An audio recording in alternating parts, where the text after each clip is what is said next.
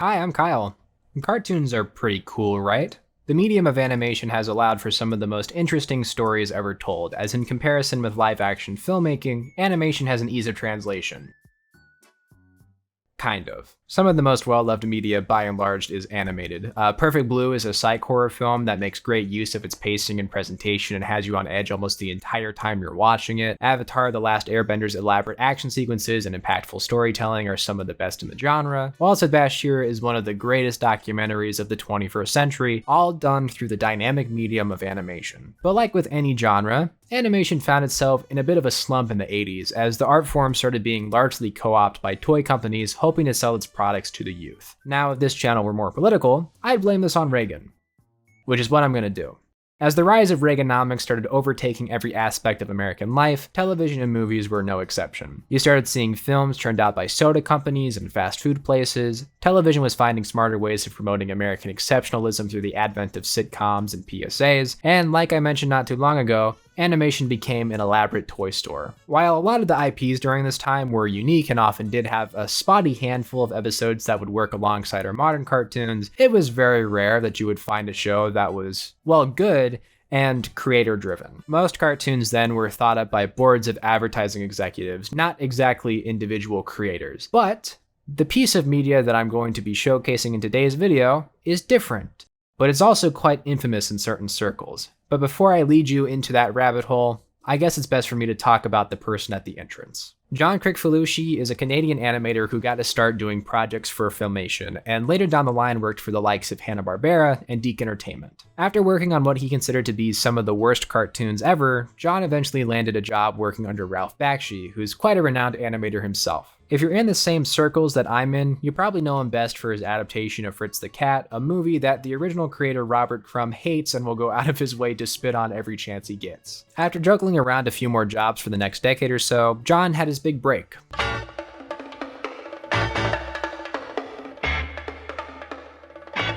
Ren and Stimpy became one of the 3 original cartoon programs to appear on the Nickelodeon network in 1991, and it was a huge hit. Not only did it capture the attention of kids, but adults too, helping to usher in a new era of animated programming whose impact can still be felt to this day. As an aspiring cartoonist, I grew up watching the Ren and Stimpy DVD box sets and just admiring how incredibly insane everything was. John worked off a basic principle, which was never use the same face twice, which created a very wholly unique style and choice of presentation that not a lot of people can emulate. It could also just be from the trauma of having to stay perfectly on model when he was still working on Hanna-Barbera, but you know what, I thought it was pretty cool. I looked up to John, and it seems a lot of people did too. He quickly became one of the most influential people in the industry. Except, there is a problem. John, while an incredibly talented artist, he's also an incredibly difficult person to work with. There are stories of him throwing away completed works of art if he felt it was even remotely similar to something he's seen before, having full-on meltdowns if he didn't get exactly what he wanted out of people, missing production deadlines. Oh, and he's also allegedly a PDF file. So John was terminated, but don't worry guys, like any artist with a substantial following, John was able to pick himself right up off the ground and did music videos for the likes of Björk. And yeah, that's like the only thing he did for a decade. There was the goddamn George Liquor show, which sucked. Oh, he was also an assistant animator for The Twisted Tale of Felix the Cat. Eventually he was able to do another show for Cartoon Network called The Ripping Friends, which most people I've talked to said was boring. The man will forever live in the shadow of the show that he mishandled. If only there was a way for him to set aside his ego and have a second chance at the show that managed to give him such a powerful title for so long. Here's where Spike TV comes in. Now, for those of you who don't watch TV, don't worry, I don't either. Spike TV nowadays is the Paramount Network, and before having transitioned, they were known for playing endless reruns of Cops and Cheaters. The only thing different now is that I think they also play reruns of Bar Rescue. But when the station was transitioning into becoming the Spike TV network in 2003, its whole gimmick was that it was the first network for men, as if every other network wasn't already targeting cis straight white men. Some of its most well-known shows from this era are Stripperella, Gary the Rat, Ride with Funkmaster Flex, Star Trek, Even then, they couldn't help but rerun old shit. But if you're familiar with John's work, you'll know that that's right up his alley. Spike approached him and asked if he wanted to do an adults-only reboot of the show that brought him fame, and he said yes. John now has his second chance, and since Spike is owned under Paramount and Paramount is owned under Viacom, he's now able to cash in on that sweet, sweet nostalgia by releasing large DVD box sets that eventually happened to be my entry into the work of Mr. Kricfalusi. He's got all his eggs lined up. Now watch as he unfortunately destroys them all. The Ren and Stimpy Adult Party cartoon premiered on June 26, 2003, and it was such an immediate failure that it didn't even complete its full run of episodes before being taken off the air. It forced John's production company Spumco to shut down, and not only that, it also ruined whatever remaining goodwill the industry had toward him as a whole. In the decade or so that he was removed from the Ren and Stimpy show, he had proven to be just as difficult to work with as he was back then. The man was still having issues meeting production deadlines, only being able to finish 3 of the 9 cartoons he was ordered to have on time, and even then, 6 were completed and only 3 ended up airing. It's as if he intentionally tried to sabotage his own show. In 2006, a DVD would be released compiling all the episodes of the show, including the ones that didn't air. I don't really have a marker for how successful the release was for this, but what I can tell you is that a used copy for this out-of-print DVD that came out in 2006 will run you as much as 3 new copies of Avengers Endgame on Blu-ray, which probably indicates that this will be a hard find once physical movies are burned and buried by Netflix. What could we expect from this? Well, I try to keep an open mind when it comes to talking about art. There's a lot of time and money and manpower that are behind the production of a lot of these so-called bad cartoons. It would be rude of me to not recognize that before jumping into it. Maybe this is John's magnum opus. Maybe it'll feature a good amount of creative hyper insanity like the original show. How bad could it be? This is one of the worst cartoons I've ever seen.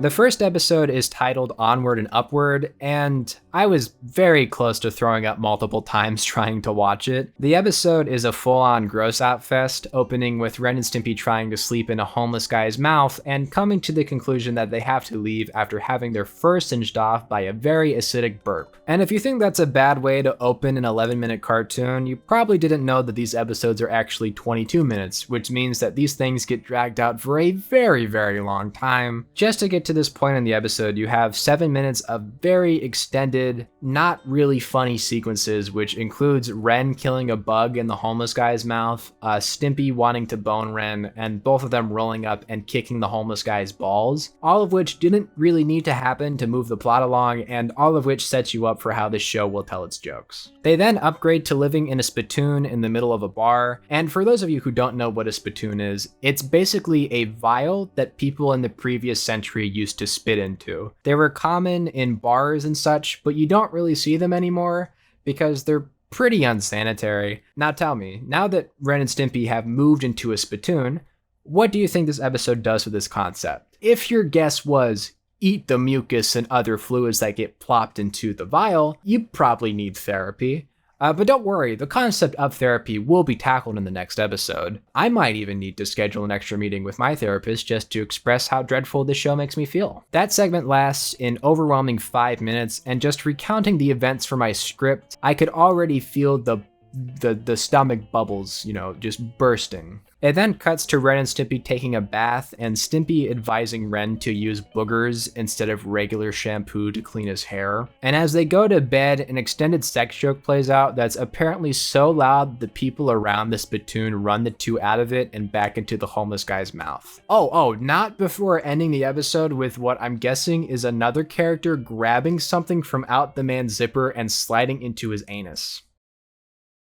Next one. This one is titled Ren Seeks Help, and if you thought the previous episode was demented, this one is way more disturbing as its general plot is Ren talks to his therapist about his troubled youth, which later evolves to showcasing how much of a psychopath he is. It's not very fun. He recounts how he was born, which includes a shot of a deer similar to Bambi running up to steal his mother's placenta. It also includes how he used to torture bugs in an excruciatingly long sequence that includes very specific imagery, which makes me wonder if John was just writing about his childhood. From there, he begins torturing a frog to the point where all he wants to do is die, and let me tell you, It is not pretty. His parents later notice and give him a chainsaw to do just that, but they quickly get distracted with wanting to bone each other to see if their child actually does it.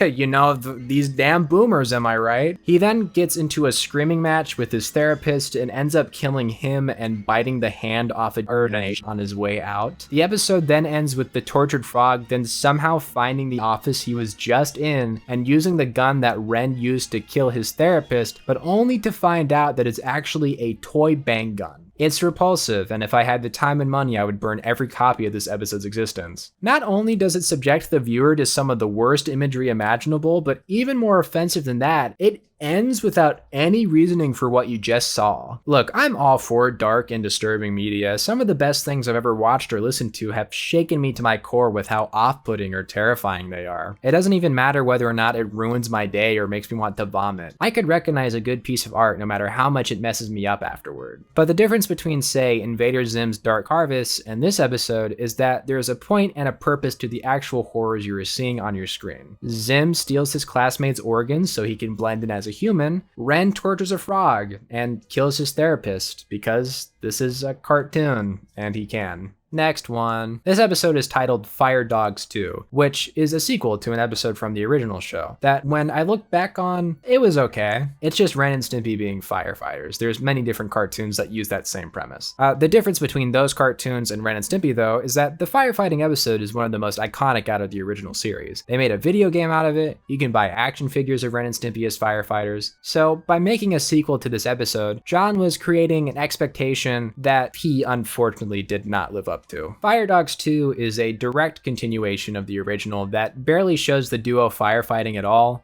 Instead, we have Ralph Bakshi playing a fire chief and showing how much of a bum he is when the job is done. This is also one of the longest episodes of the show, being split into 2 parts, which amounts to over 27 minutes or so. It's also possibly the most inoffensive episode in the bunch, as the grossest thing that happens in it is Ren and Stimpy helping a grown man take off his pants so he could use the restroom, or helping him catcall a lady on the road. Don't have me explain it, I will scream. I don't care about trying to give a description of this episode, I just thought it was really boring. I did think it was interesting that John's former boss was in this. I even thought the concept wasn't too bad either. The issue is, nothing really happens. We as an audience just find out that the strong-willed fire chief that Ren and Stimpy worked so hard to impress in the first part just kind of turns out to be a big buffoon. The next one is Naked Beach Frenzy, and it's basically just softcore porn. It's filled with sexual innuendos and topless women, and this one's also pretty boring. I'm very gay, so my interest in wanting to see half-nude women is not very high. Definitely an episode that was commissioned for Spike TV's young, straight, hopefully college-aged audience. Nothing really happens here either. They're just on a beach with a lot of attractive women. Ren wants to bone them, but his plans get foiled time and time again. It's fairly predictable and surprisingly not that offensive by today's standards. I've seen far more graphic things done to children's cartoon characters thanks to the internet. Moving along to episode 5, this one is titled Altruists. It starts with Ren beating up Stimpy and then getting distracted by a woman who has just been evicted, has no money, and also has a son without a head. Why that choice? I don't know. Ask John. From there, Ren and Stimpy decide to help her out by robbing an innocent family of their money and possessions, and then help her build a house. This is also the episode where that infamous clip of Ren sawing a log on Stimpy's back comes from. Yeah, surprise, Shane Dawson. This didn't come from the children's cartoon, it came from the Spike TV show. I've been storing that information in my brain for years to bring that up in this video. The episode then ends with a fake out where you think a police officer is gonna arrest the duo for their crimes, but the widow actually manages to talk the officer out of it. It's then implied that they hook up. This was just another episode that was way too long and horny for my liking, but despite that, it wasn't too bad. I thought it was funny. The voice actress for Angelica Pickles plays the widow in this episode, and hearing her scream a bunch of pejoratives got a bit of a chuckle out of me. Her albeit overly dramatic performance made the episode just a tiny bit better in my opinion. It would also be better if it was edited down to 11 minutes and didn't have me watch Stimpy get French kissed by an angry duck, but you know what, that's not my show. The last one is titled Stimpy's Pregnant, and if I had to choose which episode made me want to throw up the most, it's definitely this one. Stimpy's pregnant, and Ren's an asshole. That's basically the whole episode. He gives birth to a poop baby by the end of it. Mr. Horse is a doctor in this for some reason. Bambi doesn't eat placenta in this one, so I guess it's a tiny bit better. My brain hurts. And there you go, that's the Ren and Stimpy adult party cartoon featuring some of arguably the most boring and also the most disturbing cartoons I've ever seen. I didn't think I could find a show that was so overwhelmingly cruel throughout its runtime, but I think I've found it. John Kricfalusi, by creating these episodes, shows just how much he's grown to despise his own characters in the decade or so since he was canned by Nick. And you know what? Maybe he did have a deep love for his characters, but judging by how he treats them in this show, I don't think he had much love for them then, you know? Not only does he go out of his way to demoralize them and strip them of their charm, but he does so in the most painful ways possible. He mocks his audience and his artists and his boss and himself in the process. I would not be surprised if this was essentially used as a career suicide note. Surprisingly, despite all odds, it really wasn't, kind of. John actually picked up a few good gigs after this cartoon. He animated a Weird Al video. He did several things for Tenacious D. He did touring visuals for Miley Cyrus. He created a Simpsons couch gag. He was consistently a featured guest at universities and conventions. He still has a shop where he sells old animation cells and t-shirts and plushies. The man was and still is one of the most influential figures in the cartoon industry. And if I could be completely honest, I don't think he really should be. John has proven himself to be basically a one-trick pony. If it wasn't for the success of that one cartoon he had in the 90s, he would serve no purpose to any animated production. He's scummy, he's egotistical, he's a man-child who spends his time wanking himself to his drawings, being one of the worst people to work with. And I feel like I do not have to remind you, is also an accused PDF file. John should not have any kind of standing as someone to look up to, and the fact that he even had the position to negotiate making an adults-only reboot of the show that he almost killed kind of shows how ridiculously incompetent people in the animation industry are. They allowed him to basically abuse his staff and fans, and yet he still somehow manages to walk around and talk for extended periods of time at universities, painting himself as an artistic genius over a show that hasn't been on the air for almost 3 decades now. I do believe that John is a very talented artist. But besides that, I really hope he's only remembered as the guy who dropped the ball twice because he has reachless expectations and visions that will never be seen. The Ren and Stimpy adult party cartoon was a reboot that had a lot going for it, but failed in almost every direction. The episodes were too long and too immature for an adult audience. The creator was definitely trying to see how far he can go to ruin his own characters, and after the allegations made in 2018, he made his staff and artists feel uncomfortable, and he took advantage of his fans. And to me, that's irredeemable. I do not see you as a quality artist at that point. The cartoon that he made 30 years ago is also now being rebooted with no involvement from him at all. His name isn't listed anywhere on it. I just hope that the new showrunner is actually someone that people want to work with, and I hope that the new show treats the characters with dignity instead of making them out to be sad, sadistic, and horny.